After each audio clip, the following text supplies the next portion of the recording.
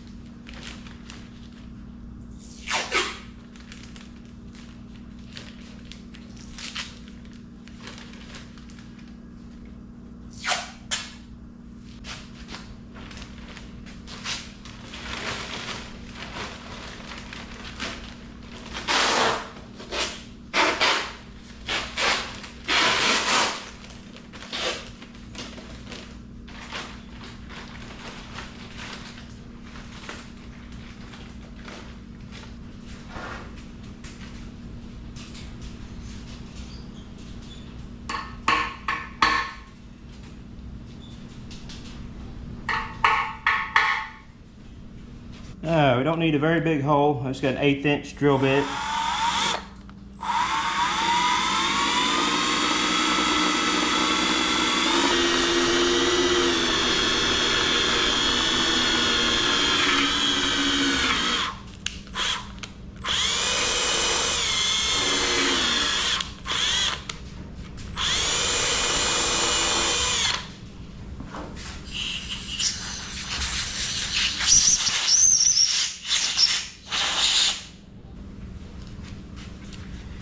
I'll take an angle grinder and dust wheel.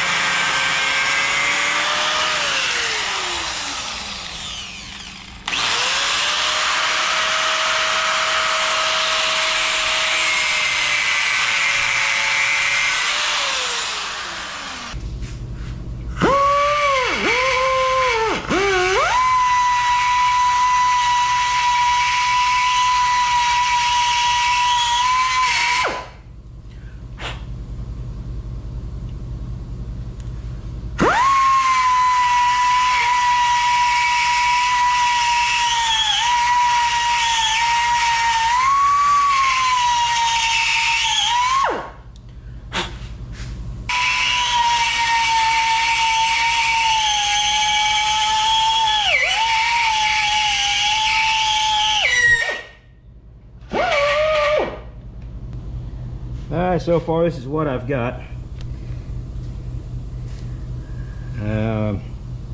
Probably could have made a little bit less of an angle there, but I got caught up in the moment, I guess. I can weld that. Hopefully this works out. It's gonna be a bugger getting the hole right again. I'll just take my time and figure that out when I get there.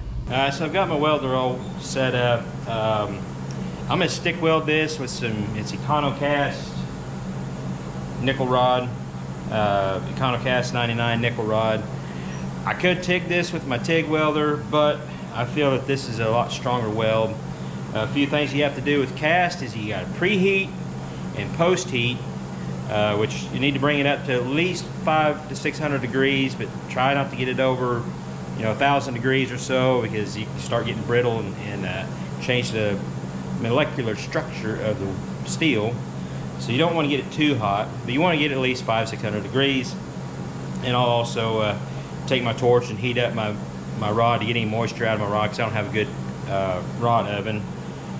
And then you need to peen it, which I've got a air hammer with the peener on it, and that kind of just pushes the weld out in there, and it keeps it from shrinking up so much. Then after you get it welded, then put some post heat on it, which what I'm going to do is I've got a heat lamp. I'm going to sit on here and leave it for a while. I may put a little bit of a torch heat on it here and there. You got to let it cool down slow so it doesn't shrink up and create another crack. Now I've welded quite a bit of cast stuff a long time ago. It's been a while, but the worst part of about this project is getting the hole made round again. So we may be there may be a tomorrow project after I get it welded and get the heat on it and let it cool down, and then we'll work on that tomorrow, which will be in the same video. I'm not going to put two separate videos on this. But yeah, let's get this thing welded up. I did get an old junk cast iron intake to do some practice with, because I can't remember if I've ever welded cast with this welder before, so I wanted to do some playing around with it. And it's turning out okay, so I think we'll be all right. So I'm going to get this welded up, and hopefully we don't make too much of a mess. I guess if we do, we'll just go from there and figure out something else.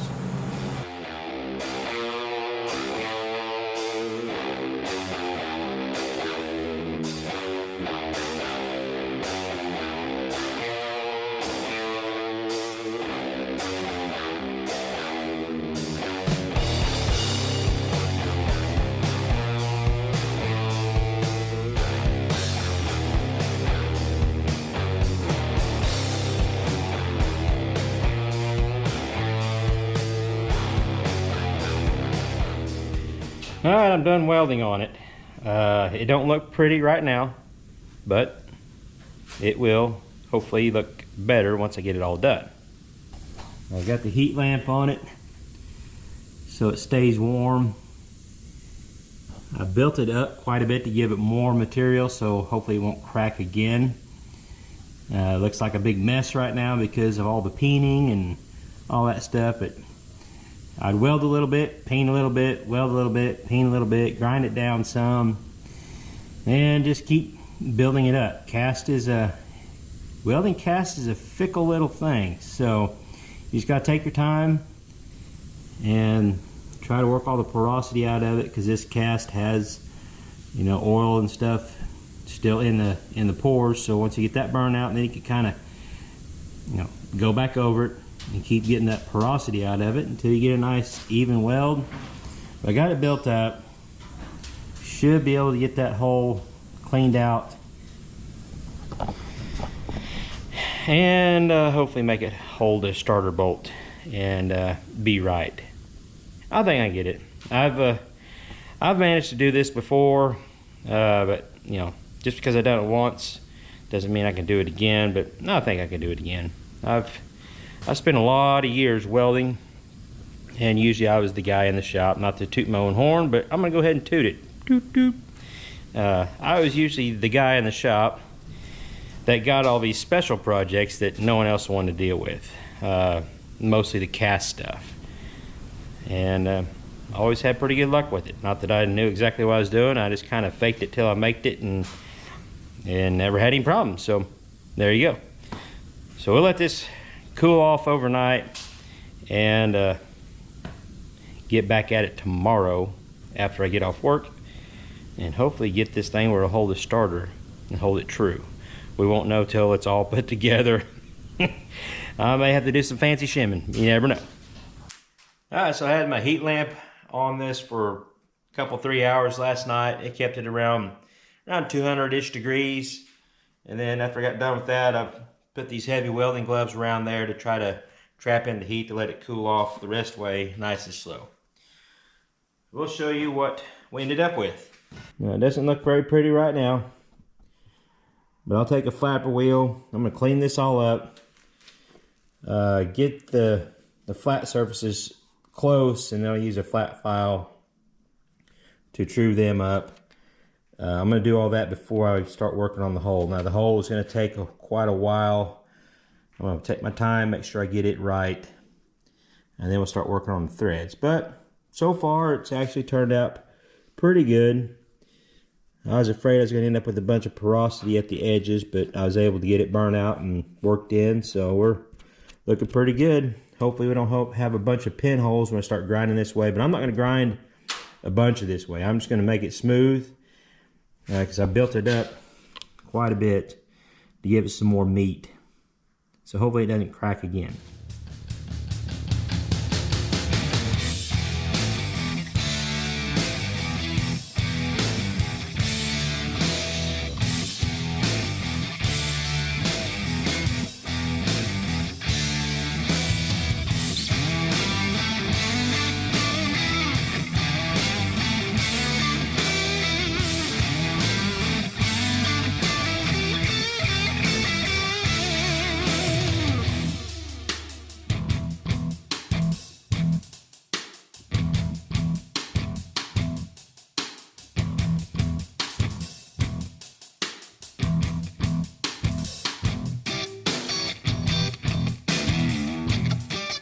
Alright, we got that done.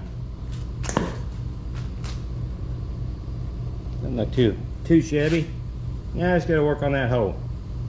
Trying to make it look like that hole. That hole, look like that hole.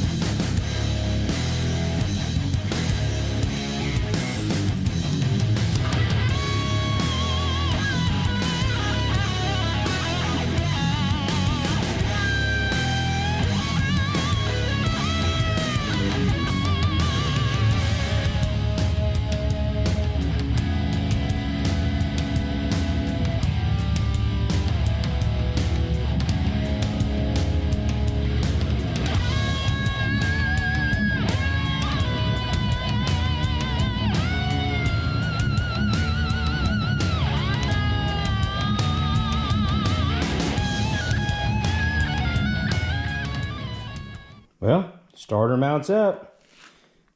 I don't think it's going to have too much of a problem shimming or anything. I got plenty of threads. I mean, it's not perfect, but I think it's going to be better than what it was. Got plenty more meat out here. I'll take the starter off and I'll kind of show you what it ended up looking like inside. It's not super pretty, but it's better than it was, I think. And I mean, there's a few little pits around the edge of that, but the bolt fits in there nice and snug the way it's supposed to. Yeah, it's good and flat. I think we're going to be okay. I may touch it up a little bit more before we paint it. But now that that's done, I'm going to have more ambition to finish the rest of this engine. That was kind of hanging me up for a while. I mean, I knew how I was going to do it. It's just one of those things in my brain that,